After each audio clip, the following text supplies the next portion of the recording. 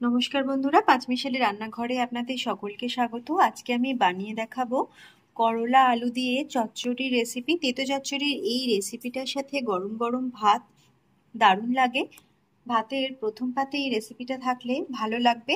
আজকের এই রেসিপিটা দেখে ভালো লাগলে অবশ্যই লাইক শেয়ার করবেন আর কমেন্ট করে জানাতে ভুলবেন না আপনাদের কেমন লাগলো।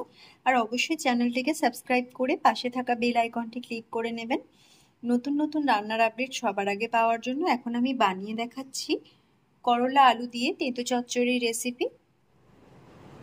আজকে বানিয়ে দেখাবো আলু আর করলার চচ্চড়ি। খুব সহজ একটা রেসিপি, তার জন্য একটা আমি বড় করলা নিয়ে নিয়েছি আর আলু নিয়েছি একটা, অল্প আলু দিয়ে হবে।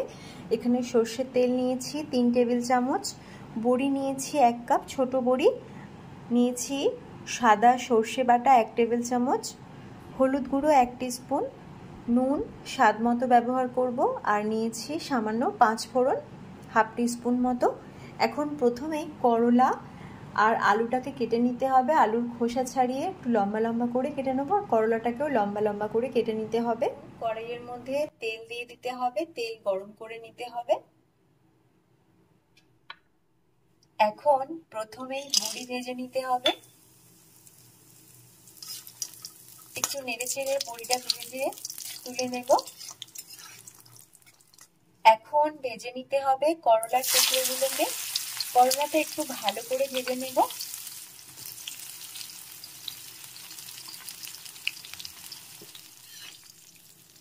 খুব ভালো করে করলা ভেজে নিয়েছি, এখন তুলে নিচ্ছি।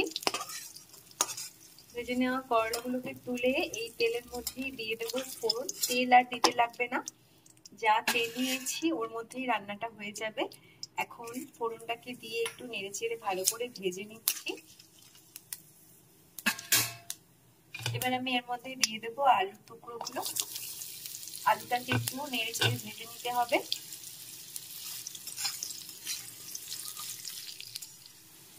এখন আলু ভেজে নিয়েছি, এবার আমি এর মধ্যে দিয়ে দিচ্ছি হলুদ গুঁড়ো, দিয়ে দিচ্ছি আরো একটু নুন,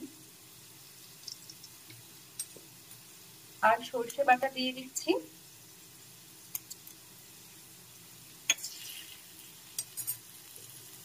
এখন একটু নেড়ে চেড়ে সামান্য জল মিশিয়ে নেব।